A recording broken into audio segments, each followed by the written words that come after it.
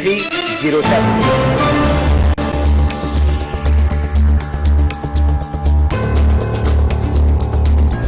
नमस्कार, मैं सोनाली और आप देख रहे हैं केकेडी न्यूज। वक्त हो चला है 3 बजे की 3 बड़ी खबरों का। सपा राष्ट्रीय अध्यक्ष अखिलेश यादव ने शाहजहांपुर दौरे पर एमपी के चुनाव को लेकर बयान दिया, जिसमें अखिलेश यादव ने कहा कि सब कुछ जानकारी लेने के बाद भी एमपी में कांग्रेस ने सीटें नहीं दी। अब केंद्र के चुनाव के समय विचार किया जाएगा। जैसा व्यवहार किया है कांग्रेस ने, वैसा ही व्यवहार किया जाएगा। कि उनके खिलाफ साजिश कौन कर रहा है? बीजेपी के सहयोगी लोग, बीजेपी के समर्थक लोग। लेकिन राजनीति में अगर इस सीमा तक लोग चले जाएंगे और इस तरीके से साजिश करके, षड्यंत्र कर करके, और कभी कभी सोचने पे मजबूर होना पड़ता है कि उनके साथ अन्याय इसलिए हो रहा है कि उन्होंने यूनिवर्सिटी बनाई, एक शिक्षा देने की संस्था बनाई जिससे लोगों का भविष्य बेहतर हो। और कभी कभी सोचने में जब बहुत चीजों को सोचते हैं, समझते हैं, तो ये भी लगता है कि मोहम्मद आजम का साहब मुस्लिम है, इसलिए उनके साथ ज्यादा अन्याय हो रहा है। अखिलेश जी, मध्य प्रदेश में आपने लिस्ट जारी कर दी है और कांग्रेस कह रही है इनकी कोई जमीन ही नहीं है। देखिए, कौन कांग्रेस या कोई दल क्या कह रहा है? इंडिया गठबंधन, हम ही कंफ्यूज हो गए होंगे। इसका मतलब अगर हम उन मीटिंगों में बैठे हैं तो हम ही कंफ्यूज रहे होंगे। इसीलिए जिस व्यक्ति के बारे में आप बात कर रहे हैं, मुझे नहीं पता कि कांग्रेस पार्टी का कौन व्यक्ति इस तरह की बात कर रहा है। हमें तो ये लगा कि जब मध्य प्रदेश के मुख्यमंत्री जो रहे, पूर्व में कई बार मुख्यमंत्री रहे, वो रहे, उन्होंने मीटिंग बुलाई और पूछा समाजवादी पार्टी से। हमने अपनी पूरी परफॉर्मेंस बताई, किस समय पर समाजवादी पार्टी के विधायक कहाँ जीते हैं।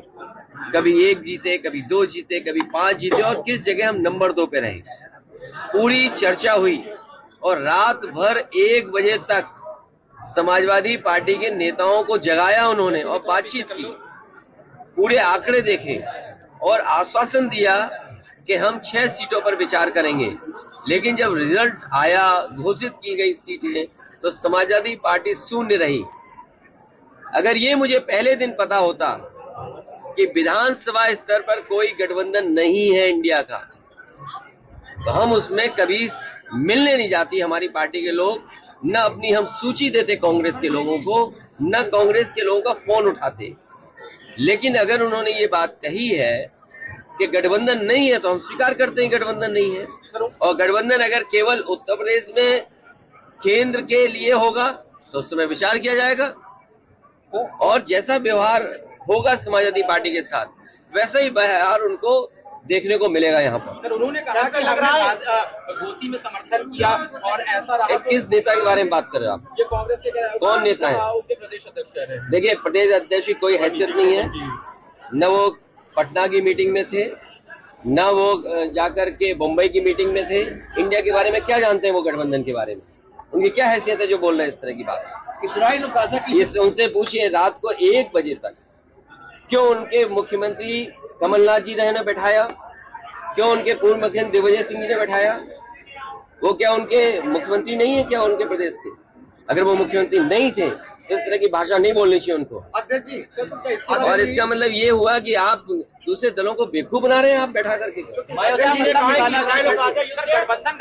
ये बीजेपी से मिले हुए लोग हैं, ये कांग्रेस के लोग बीजेपी से मिले हुए लोग हैं। तो आगे की अभी क्या? ये जो बीजेपी से मिले हुए लोग, देखिए, अगर मुझे पता होता कि गठबंधन प्रदेश स्तर पे नहीं है तो मैं समाजवादी पार्टी के नेताओं को दिग्विजय सिंह जी के पास नहीं भेजता।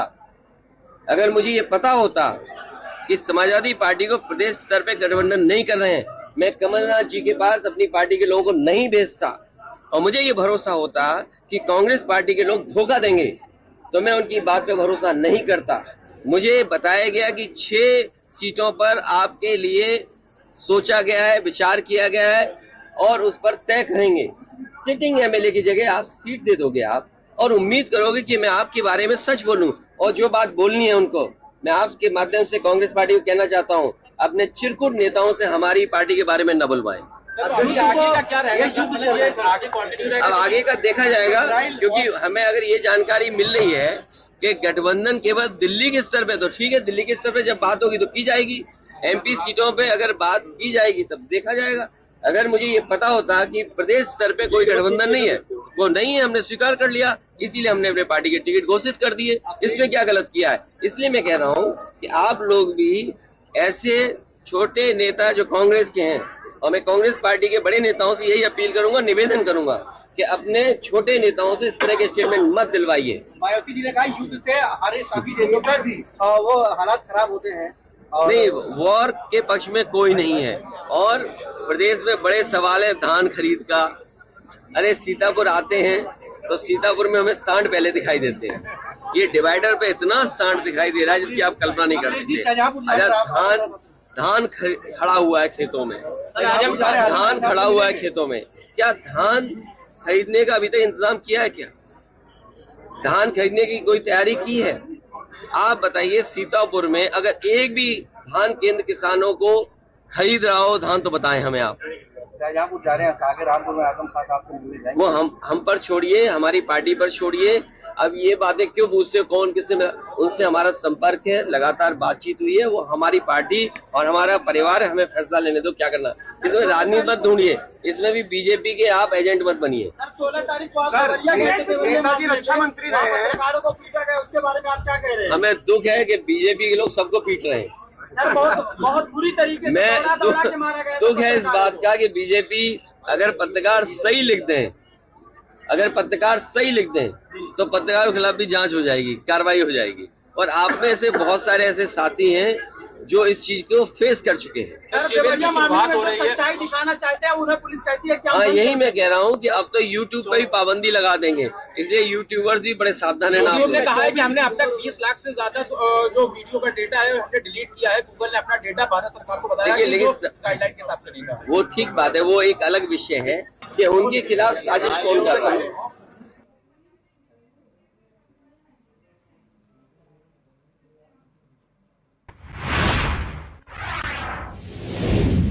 खबर लखनऊ से है, जहां पुलिस कमिश्नरेट ने लुटेरों को गिरफ्तार किया। आशियाना थाना क्षेत्र में 9 अक्टूबर को लूट हुई थी। बता दें, ऑटो चालक शशिकांत मिश्रा के साथ लूट हुई थी, जहां 3 मोटरसाइकिल सवारों ने घटना को अंजाम दिया था। लूट के दौरान लुटेरों ने गोली मारी थी। बताते चले कि घटना कांड को अंजाम देने वाले अयाज निवासी थाना बिजनौर के बताए जा रहे हैं। इस गिरोह का मास्टरमाइंड अयाज बताया जा रहा है। गिरफ्तार आरोपियों के पास से 2 देशी पिस्टल, 7.65 mm, 4 जिंदा कारतूस, 1 खोखा कारतूस, 2 मोटरसाइकिल, 1200 रुपए बरामद किए गए हैं। इसी गिरोह ने 9 अक्टूबर को थाना रहीमाबाद में एक महिला से चेन और कान की बाली लूटी थी। इसी गिरोह ने अमावसी एयरपोर्ट के पास 28 अगस्त को घटना को अंजाम भी दिया था।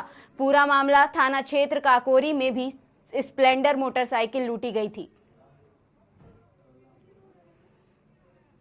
पिछले कुछ दिनों में लखनऊ जनपद के कई थानों में कुछ घटनाएं घटित हुई, जिसमें लूट की और चोरी की भी घटनाएं थी। इसके लिए क्राइम ब्रांच पूर्वी की टीम और क्राइम ब्रांच दक्षिणी और हमारे पश्चिमी की काकोरी की टीम और थानों की टीम, सरोजनी नगर और आशियाना, इन थानों की टीमें लगी हुई थी। तो अभियुक्त अयाज गिरफ्तार हुआ और अयाज के जो है जब पूछताछ किया गया तो शेष अन्य 3 और अभियुक्त गिरफ्तार हुए। कुल 4 अभियुक्त इसमें गिरफ्तार हुए हैं। अयाज, जैद और अरशद, ये तीनों ही बिजनौर थाने के रहने वाले हैं, और एक फारूक अली, ये थाना पारा का रहने वाला है, पतौरा का। इन चारों अभियुक्तों से जब पूछताछ हुई तो उसमें 5 घटनाओं का खुलासा हुआ है, जिसमें हमारे पश्चिमी जोन के काकोरी थाने की 2 घटनाएं थी। एक 19 सितंबर की घटना थी, जिसमें एक व्यक्ति सुरेंद्र यादव जब वो बंथरा से अपने लौट रहा था घर, तो उसके बाइक में टक्कर मार के उसकी बाइक लूट ली गई थी। वो घटना में जो है अयाज था और इसका साथी भी था फारूक। दूसरी घटना 2 अक्टूबर की थी, जिसमें कि एक महिला जब दुकान पर अपना जो है सामान बेच रही थी, सुबह 7 बजे उसकी चेन लूट ली गई थी। उसमें भी इन लोगों ने कन्फेस किया है, ये अयाज और फारूक ने। तीसरी घटना आशियाना थाने की थी, जिसमें कि ऑटो ड्राइवर को गोली मार करके लूट का प्रयास किया गया था। तो उस घटना को भी इन्होंने कन्फेस किया है। सरोजिनी नगर की एक बाइक लूट की घटना थी और एक जो है चेन स्नेचिंग की घटना थी। इस तरह से कुल 5 घटनाओं का खुलासा हुआ है। 4 अभियुक्त गिरफ्तार हुए हैं। एक अभियुक्त नवाब जो कि लक्ष्मीनगर दिल्ली का है, ये अभी फरार है। इस तरह से जो है हमारी ज्वाइंट ऑपरेशन में ये कार्रवाई हुई। इसमें हम लोगों ने तमाम सारे सीसीटीवी कैमरों के और अपने सर्विलांस टीम को भी लगाया था। तो जो जैसे हमारे काकोरी में जो लूट हुई थी उसमें बाइक बरामद हो गई थी। तो उस समय जितने हम लोग सीसीटीवी फुटेज हम लोगों ने देखे थे वो सारे जो है फुटेज वही सारे आए जब आशियाना वाली घटना के बारे में वहां की टीम लगी और जब सरोजिनी नगर की घटना की जो है जब टीम लगी क्राइम ब्रांच की, तो सारे फुटेज जो है एक ही आदमी के हुलिया के एक ही तरह के जो सब मिले। तो ज्वाइंट ऑप्शन करके ये कार्रवाई की।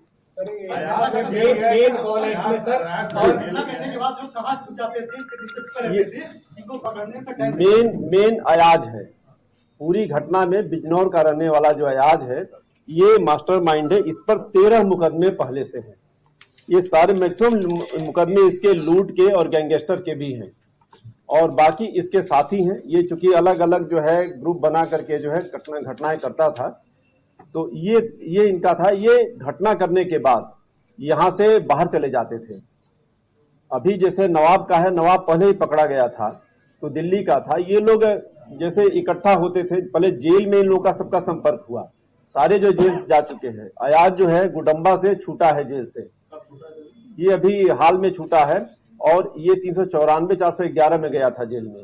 इसी तरह से नवाब भी जो है तालकटोरा से हमने इसको जेल भेजा था, वो अभी छूट के आया है। ये दिल्ली का रहने वाला है। तो ये लोग बुला इकट्ठा करते थे। जैसे वो तो दिल्ली से आता था और बाकी कुछ लोग लोकल ले लेते थे। तो अयाज डिफरेंट जो है गैंग बनाता था और उनके साथ मिलकर के क्राइम करता था। फिर क्राइम करने के बाद ये लोग फिर अपने अपने अलग अलग जगह पर चले जाते थे, एक साथ नहीं रहते थे। रिश्ता क्या है, ये सारे जो जेल में मिले हैं बिजनौर के, तो जैसे हमने बताया कि 3 तो बिजनौर के ही रहने वाले हैं। इसमें आसपास के हैं, सब दोस्त हैं और पहले से जेल जा चुके हैं। तो जेल में का संपर्क हुआ। जो एक फरार है वो भी जेल में इनसे मिला था, तो उनके साथ भी जो है मिल करके ये कार्रवाई करी। वो जब नवाब से हम लोगों ने पूछताछ की थी पहले, तो वो बताता था कि वो दिल्ली से केवल क्राइम करने आता है और क्राइम करके फिर दिल्ली भाग जाता है। कुल कितने साथी हैं इनके अभी लखनऊ में? जी अभी तक कुल 5 लोगों की जो है जो हम लोगों ने अभी पूछताछ किया, इससे क्लियर हुआ है और बाकी इनका डिटेल हम लोग छानबीन और करेंगे, जानकारी करेंगे। लखनऊ में कहाँ पे रहते हैं? जी ऑटो चालक को अयाज कौन है? अयाज बिजनौर का है। मेन वही है अभियुक्त। पिछले कुछ दिनों में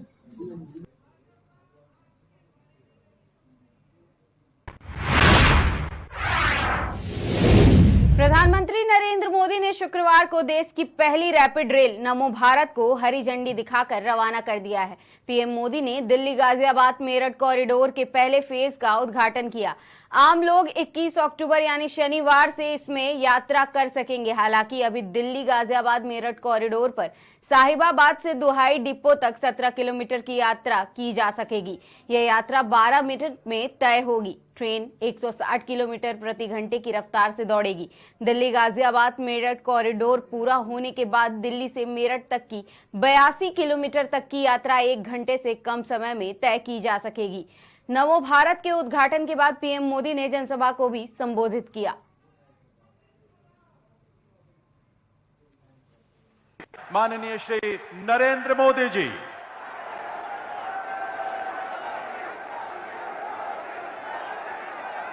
भारत माता की, भारत माता की, भारत माता की। उत्तर प्रदेश की राज्यपाल आनंदीबेन पटेल, उत्तर प्रदेश के लोकप्रिय ऊर्जावान मुख्यमंत्री भाई योगी आदित्यनाथ जी, कर्नाटका के मुख्यमंत्री सिद्धारमैया जी, केंद्रीय मंत्रिमंडल में मेरे सहयोगी हरदीप सिंह पुरी जी, वीके सिंह जी, कौशल किशोर जी, अन्य सभी वरिष्ठ महानुभाव और विशाल संख्या में पधारे हुए मेरे परिवारजनों, आज पूरे देश के लिए एक ऐतिहासिक क्षण है। आज भारत की पहली रैपिड रेल सेवा नमो भारत ट्रेन राष्ट्र को समर्पित हो रही है, आरंभ हुई है। लगभग 4 साल पहले मैंने Delhi, Ghaziabad, Meerut regional corridor project की आधारशिला रखी थी। आज साहिबाबाद से दुहाई डिपो तक उस हिस्से पर नमो भारत का संचालन शुरू हो गया है। और मैंने पहले भी कहा है, आज भी कहता हूं, जिसका शिलान्यास हम करते हैं उसका उद्घाटन भी हम ही करते हैं। और ये मेरठ वाला हिस्सा 1 साल 1.5 साल के बाद पूरा होगा, उस समय भी मैं आपकी सेवा में मौजूद रहूंगा।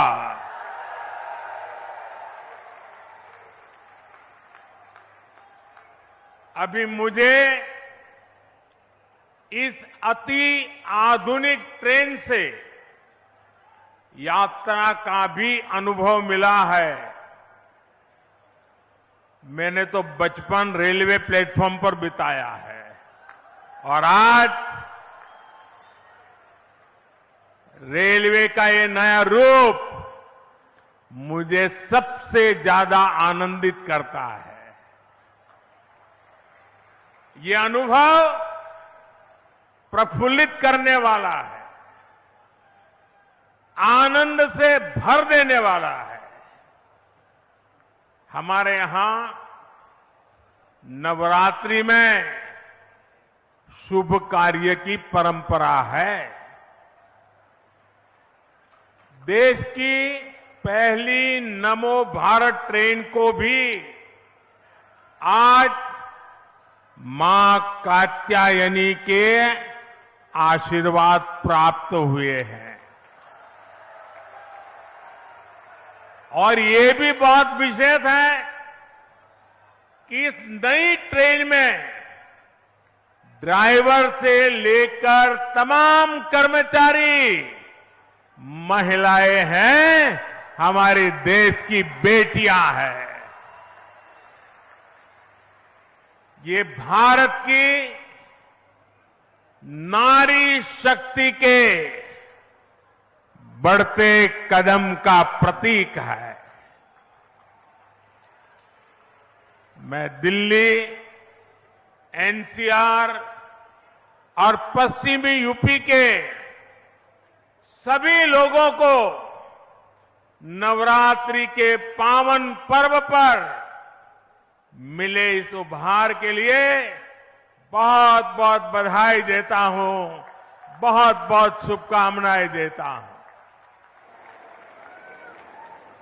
नमो भारत ट्रेन में आधुनिकता भी है, गति भी है, अद्भुत स्पीड भी है। ये नमो भारत ट्रेन नए भारत के नए सफर और नए संकल्पों को परिभाषित कर रही है। मेरे परिवारजनों, मेरा हमेशा से मानना है कि भारत का विकास राज्यों के विकास से ही संभव है।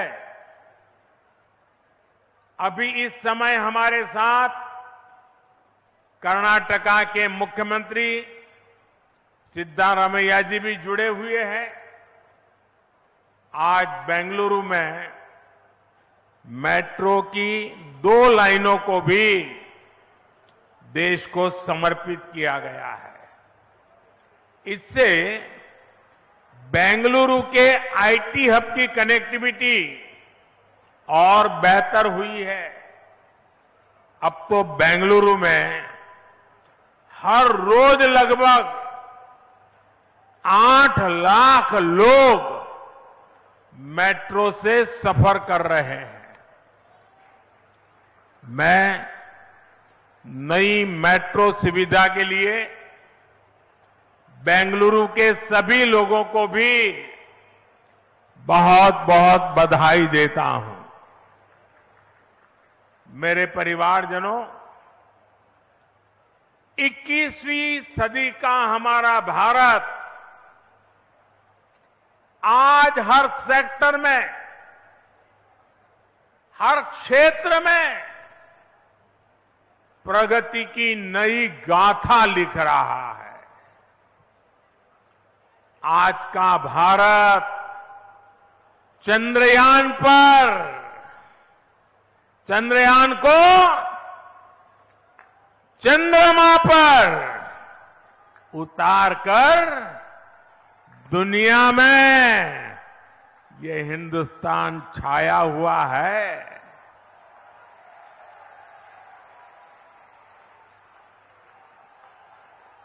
आज का भारत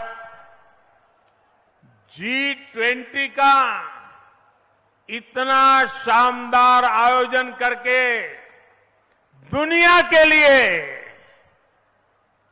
आकर्षण का, उत्सुकता का और दुनिया का भारत के साथ जुड़ने का एक नया अवसर बन गया है। आज का भारत एशियन गेम्स में 100 से ज्यादा मेडल जीतकर दिखाता है और उसमें मेरा उत्तर प्रदेश भी होता है। आज का भारत अपने दम पर 5G लॉन्च करता है और उसे देश के कोने कोने में ले जाता है। आज का भारत दुनिया में सबसे ज्यादा डिजिटल लेन देन करता है। जब कोरोना संकट आया तो भारत में बनी वैक्सीन ने दुनिया के करोड़ों लोगों की जान बचाई। बड़ी बड़ी कंपनियां आज भारत में मोबाइल और टीवी, लैपटॉप, कंप्यूटर ये बनाने के लिए हिंदुस्तान आ रही है। आज भारत लड़ाकू विमान बनाता है। लड़ाकू विमान के साथ साथ समंदर में तिरंगा फहराने वाला विक्रांत जहाज भी बनाता है। और ये जो आज तेज रफ्तार नमो भारत शुरू हुई है, वो भी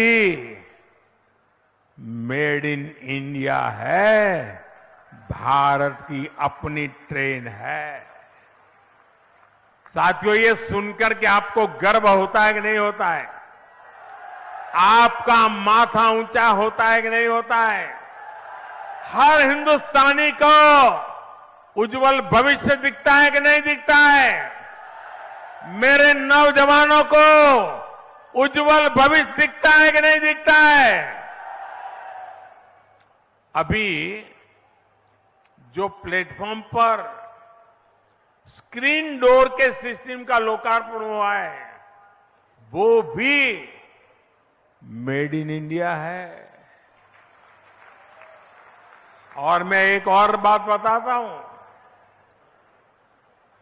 हम हेलीकॉप्टर में ट्रैवल करते हैं, ये प्रधानमंत्री का हेलीकॉप्टर है ना, उसके अंदर इतनी आवाज आती है कि जैसे वो हवाई ट्रैक्टर है, हवाई ट्रैक्टर, ट्रैक्टर से भी ज्यादा आवाज आती है। कान को बंद रखना पड़ता है। हवाई जहाज में जो आवाज आती है, मैंने आज देखा कि नमो भारत ट्रेन में हवाई जहाज से भी आवाज कम है। यानी कितनी सुखद यात्रा रहती है। साथियों, नमो भारत भविष्य के भारत की झलक है। नमो भारत इस बात का भी प्रमाण है कि जब देश की आर्थिक ताकत बढ़ती है तो कैसे ये हमारे देश की तस्वीर बदल जाती है।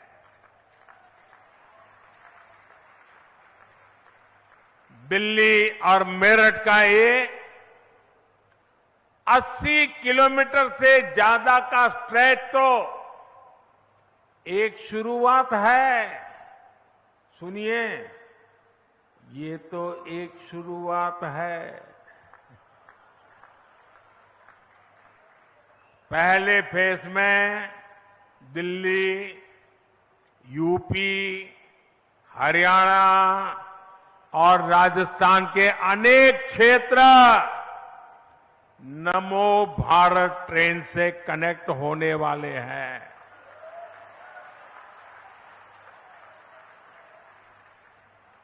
अब मैंने राजस्थान बोल दिया तो अशोक गहलोत जी की नींद खराब हो जाएगी।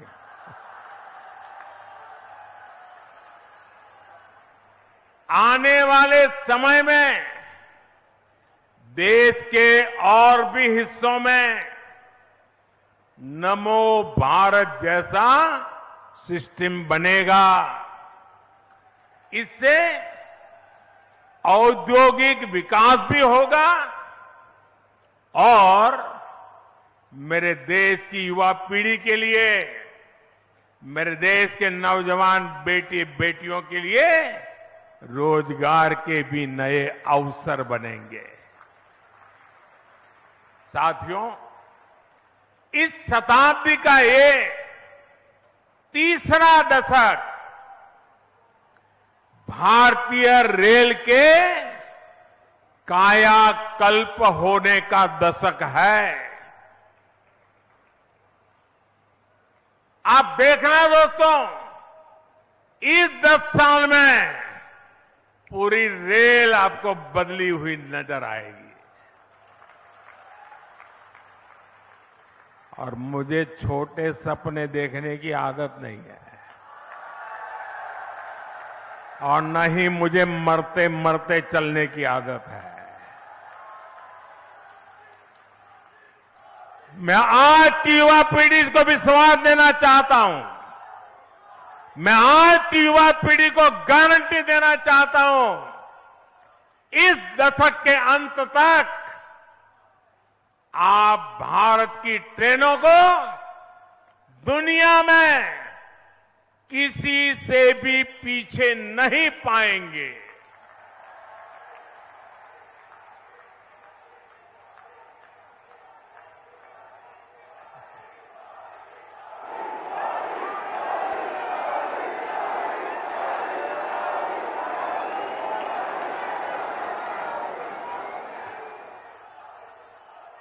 सुरक्षा हो, सुविधा हो, सफाई हो, सामंजस्य हो, संवेदना हो, सामर्थ्य हो, भारतीय रेल पूरी दुनिया में एक नया मुकाम हासिल करेगी।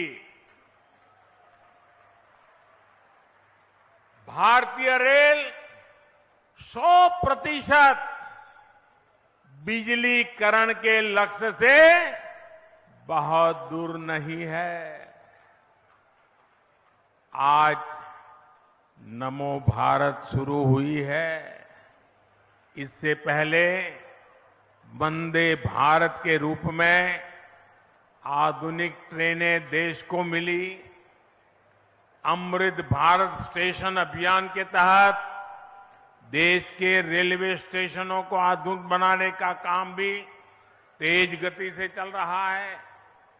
अमृत भारत, वंदे भारत और नमो भारत की ये त्रिवेणी इस दशक के अंत तक भारतीय रेल के आधुनिकीकरण का प्रतीक बन जाएगी। आज देश में मल्टी मॉडल ट्रांसपोर्ट सिस्टम पर भी बहुत तेजी से काम चल रहा है। यानी यातायात के अलग अलग माध्यमों को आपस में जोड़ा जा रहा है। ये जो नमो भारत ट्रेन है, इसमें भी मल्टी मॉडल कनेक्टिविटी का ध्यान रखा गया है। दिल्ली के सराय काले खां, आनंद विहार, गाजियाबाद और मेरठ के स्टेशनों पर कहीं रेल, कहीं मेट्रो, कहीं बस अड्डों को ये आपस में जोड़ती है। अब लोगों को ये चिंता नहीं करने पड़ेगी कि ट्रेन से उतरने के बाद वहां से घर या दफ्तर के लिए कोई दूसरा साधन खोजना पड़े। मेरा परिवारजनों, बदलते हुए भारत में ये बहुत जरूरी है कि सभी देशवासियों का जीवन स्तर सुधरे, क्वालिटी ऑफ लाइफ और अच्छी हो, लोग अच्छी हवा में सांस लें, कूड़े करकट के ढेर हटें, यातायात के अच्छे साधन हो, पढ़ाई के लिए अच्छे शिक्षा संस्थान हो, इलाज की बेहतर व्यवस्था हो, इन सब पर आज भारत सरकार विशेष जोर दे रही है।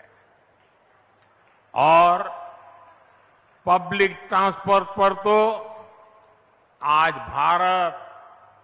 पब्लिक ट्रांसपोर्ट के लिए भारत जितना खर्च कर रही है, उतना हमारे देश में पहले कभी नहीं हुआ।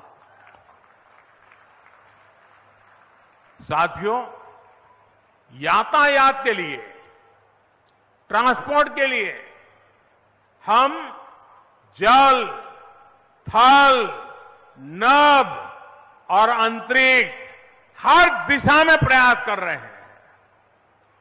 आप वाटर ट्रांसपोर्ट को ही देख लें तो देश में आज की नदियों में 100 से अधिक वाटरवेज बन रहे हैं।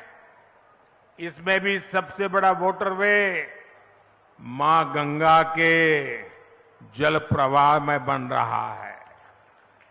बनारस से लेकर के हल्दिया तक गंगा जी पर जहाजों के लिए अनेक वाटरवे टर्मिनल बनाए गए हैं।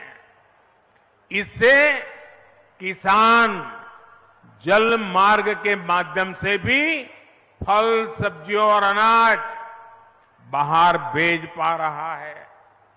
हाल ही में दुनिया के सबसे लंबे रिवर क्रूज गंगा विलास ने भी 3200 किलोमीटर की दूरी तय करके रिकॉर्ड बनाया है। आज देश में समुद्री किनारों पर भी नए पोर्ट इंफ्रास्ट्रक्चर का अभूतपूर्व विस्तार हो रहा है, आधुनिकीकरण हो रहा है। इसका लाभ कर्नाटका जैसे राज्यों को भी हो रहा है। थल की बात करें तो आधुनिक एक्सप्रेसवे का जाल बिछाने के लिए भी भारत सरकार 4 लाख करोड़ रुपए से ज्यादा 4 लाख करोड़ रुपए से ज्यादा खर्च कर रही है। नमो भारत जैसी ट्रेनें हो या फिर मेट्रो ट्रेनें, इन पर भी 3 लाख करोड़ रुपए से ज्यादा खर्च किए जा रहे हैं।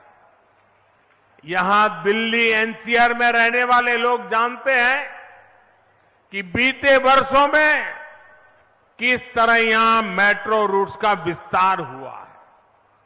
यूपी में आज नोएडा, गाजियाबाद, लखनऊ, मेरठ, आगरा, कानपुर जैसे शहरों में मेट्रो आगाज दे रही है। कहीं मेट्रो चल रही है, कहीं निकट भविष्य में चलने वाली है। कर्नाटका में भी बेंगलुरु हो, मैसूरू हो, मेट्रो वाले शहरों का विस्तार हो रहा है। नभ यानी आसमान भी है।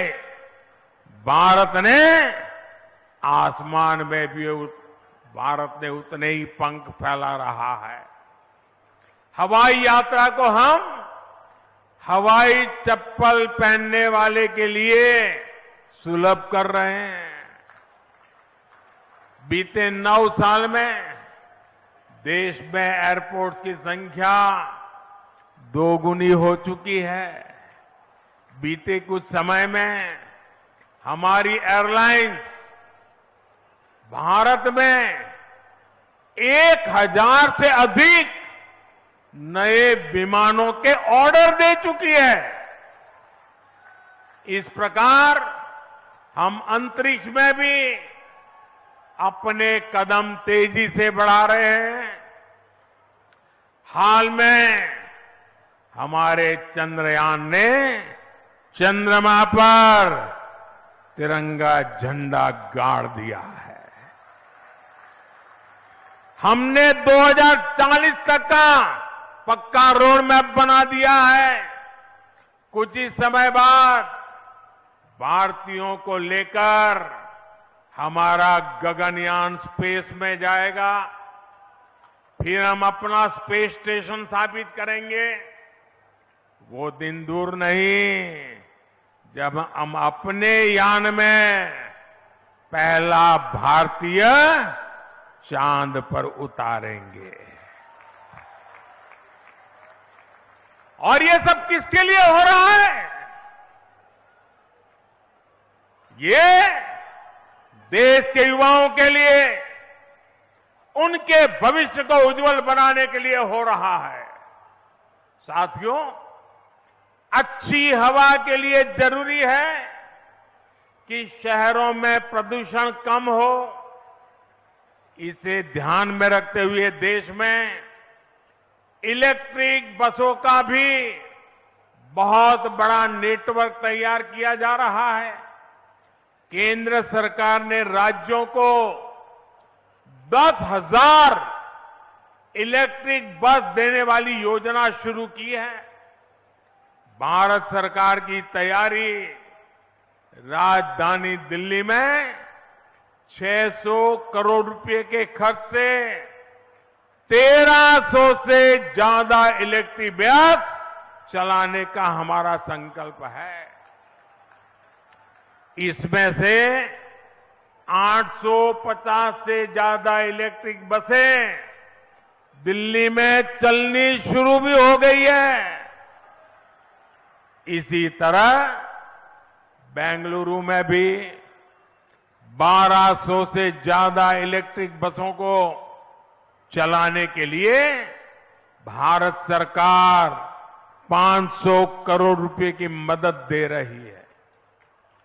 केंद्र सरकार की कोशिश है कि दिल्ली, यूपी हो या कर्नाटका, हर शहर में आधुनिक और ग्रीन पब्लिक ट्रांसपोर्ट को बढ़ावा मिले। साथियों, आज भारत में जो भी इंफ्रास्ट्रक्चर का निर्माण हो रहा है, उसमें नागरिक सुविधाओं को सर्वोच्च प्राथमिकता दी जा रही है। ऑफिस जाने वालों के लिए मेट्रो या नमो भारत ट्रेन जैसे इंफ्रास्ट्रक्चर बहुत मायने रखते हैं।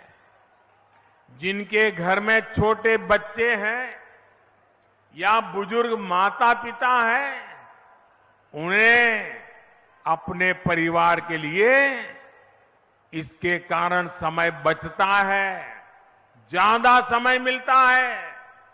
युवाओं के लिए बेहतरीन इंफ्रास्ट्रक्चर का होना इस बात की गारंटी है कि बड़ी कंपनियां आएगी, वहां उद्योग लगाएगी। एक बिजनेसमैन के लिए अच्छे एयरवेज और अच्छी सड़कें होने से ग्राहकों तक उनकी पहुंच आसानी से हो जाती है। अच्छे इंफ्रास्ट्रक्चर से कई तरह के बिजनेस एक जगह जुटने लगते हैं, जिससे सबको फायदा होता है।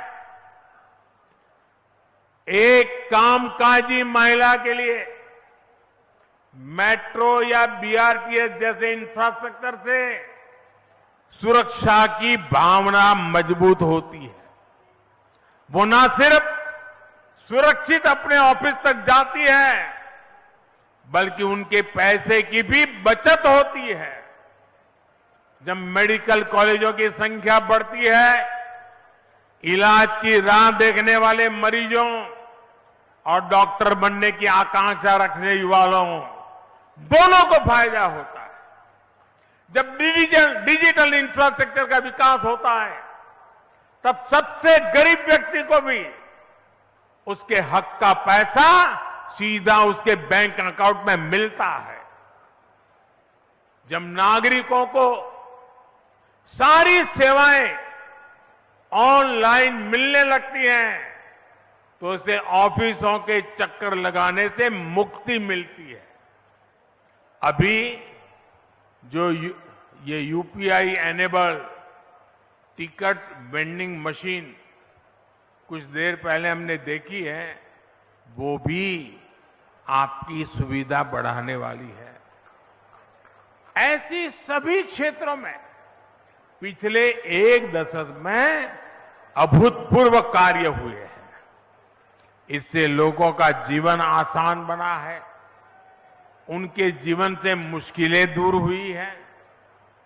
मेरे परिवारजनों, ये त्योहारों का समय है, ये खुशियों का समय है।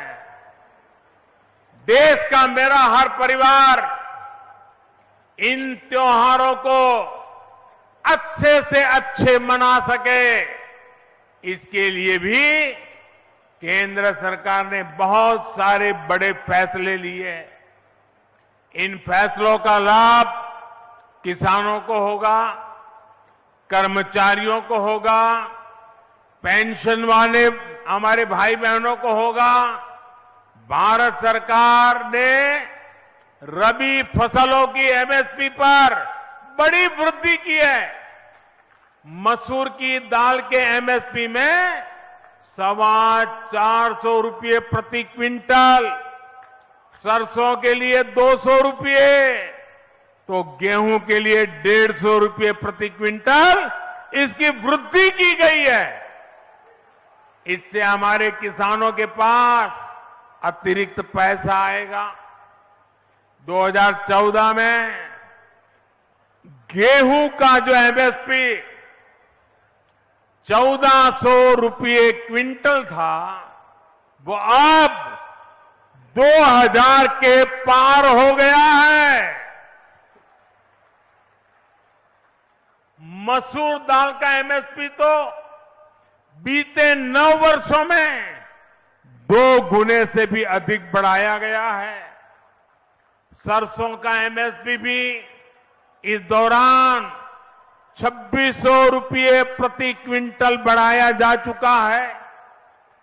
ये किसानों को लागत का 1.5 गुना से अधिक समर्थन मूल्य देने की हमारी प्रतिबद्धता को दर्शाता है। साथियों, केंद्र सरकार यूरिया सहित तमाम दूसरी खादों को कम कीमत पर किसानों तक पहुंचा रही है। यूरिया की जो बोरी दुनिया के अनेक देशों में 3000 रुपये की है, वही बोरी भारत में 300 रुपये से भी कम में दी जा रही है। ये आंकड़ा याद रहेगा आपको? रहेगा? इसका लाभ यूपी के किसानों को, कर्नाटका के किसानों को, देश भर के किसानों को हो रहा है। इस पर भारत सरकार 1 साल में 2.5 लाख करोड़ रुपए से ज्यादा खर्च कर रही है। ये सरकार की तिजोरी से 2.5 लाख करोड़ इसलिए जाता है ताकि मेरे किसान को यूरिया महंगा न पड़े। साथियों, फसल कटने के बाद जो अवशेष बचते हैं, धान की पराली हो, ठूंठ हो, वो बर्बाद ना जाए, उसका भी लाभ हमारे किसानों को मिले, इस पर भी हमारी सरकार काम कर रही है। इसके लिए पूरे देश में बायोफ्यूल और इथेनॉल यूनिट लगाई जा रही है। 9 वर्ष पहले की तुलना में आज देश में 10 गुना अधिक इथेनॉल उत्पादन हो रहा है। इथेनॉल के इस उत्पादन से अब तक देश में लगभग 65,000 करोड़ रुपए हमारे किसानों की जेब में गए हैं। सिर्फ पिछले 10 महीनों में ही कुल 18,000 करोड़ रुपए से ज्यादा का भुगतान देश के किसानों को हुआ है। और उसमें भी अगर मैं मेरठ, गाजियाबाद क्षेत्र के किसानों की बात करूं तो यहां इथेनॉल के लिए इस साल के 10 महीनों में ही 300 करोड़ रुपए से ज्यादा का भुगतान हुआ है। इथेनॉल का इतना उपयोग जिस प्रकार ट्रांसपोर्ट के लिए बढ़ाया जा रहा है, उससे हमारे मेरठ, गाजियाबाद के गन्ना किसानों को विशेष लाभ हो रहा है। इससे गन्ना किसानों के बकाये की समस्या को कम करने में भी मदद मिली है। साथियों, त्योहारों के इसी मौसम की शुरुआत, उसी शुरुआत में भारत सरकार बहनों बेटियों को भी उनका उपहार दे चुकी है। उज्ज्वला की लाभार्थी बहनों के लिए सिलेंडर 500 रुपये सस्ता किया गया है। देश के 80 करोड़ से अधिक परिवारों को मुफ्त राशन भी लगातार दिया जा रहा है। केंद्र सरकार द्वारा केंद्रीय कर्मचारियों और पेंशन पाने वालों के लिए 4% डीए की भी घोषणा की गई है। रेलवे के जो हमारे ग्रुप बी और ग्रुप सी के लाखों नॉन गैजेटेड कर्मचारी हैं, उनको दिवाली बोनस भी दिया गया है। किसानों और कर्मचारियों के पास जो ये अतिरिक्त हजारों करोड़ रुपया पहुंचने वाला है, इसका लाभ पूरे समाज को होगा। इस पैसे जो खरीदारी होगी, उसे मार्केट में रौनक और बढ़ेगी, बिजनेस और बढ़ेगा। मेरे परिवारजनों, जब ऐसे संवेदनशील फैसले होते हैं तो हर परिवार में त्योहार की खुशी और बढ़ जाती है। और जब देश का हर परिवार खुश होता है, अगर आपके त्योहार अच्छे जाते हैं तो मुझे सबसे ज्यादा खुशी होती है।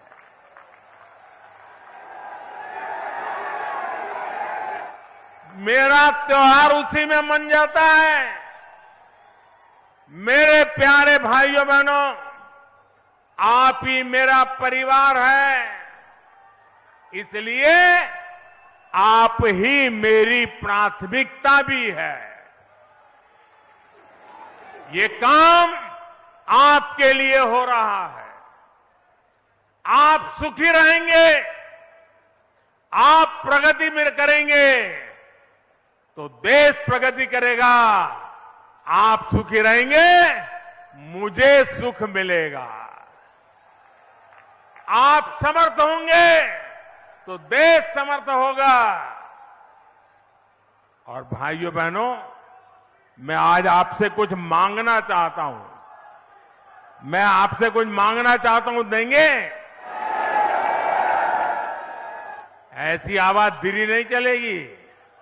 मैं आपसे कुछ मांगना चाहता हूं, देंगे? हाथ ऊपर करके बताएंगे, पक्का देंगे? अच्छा देखिए भाई, गरीब भी होगा, अगर उसके पास अपनी साइकिल होगी तो अपनी साइकिल को ठीक रखता है कि नहीं रखता है? उसकी साफ सफाई करता है कि नहीं करता है? कहिए ना, करता है कि नहीं करता है? अगर आपके पास स्कूटर है तो सुबह उठते ही स्कूटर को बराबर ठीक ठाक रखते हैं कि नहीं रखते हैं? सफाई करते हैं कि नहीं करते हैं? आपको आपका स्कूटर अच्छा रहे, अच्छा लगता है ना? तो ये नई नई ट्रेनें आ रही हैं, वो किसकी है? किसकी है? किसकी है? तो इसको संभालने की जिम्मेवारी किसकी है? संभालेंगे? एक भी खरोच नहीं आनी चाहिए। हमारी नई ट्रेनों को एक भी खरोच नहीं आनी चाहिए। जैसे अपनी गाड़ी है वैसे संभालना चाहिए। संभालोगे? संभालोगे? एक बार फिर आप सभी को नमो भारत ट्रेन के लिए बहुत बहुत बधाई, बहुत बहुत धन्यवाद। मेरे साथ पूरी ताकत से बोलिए, भारत माता की,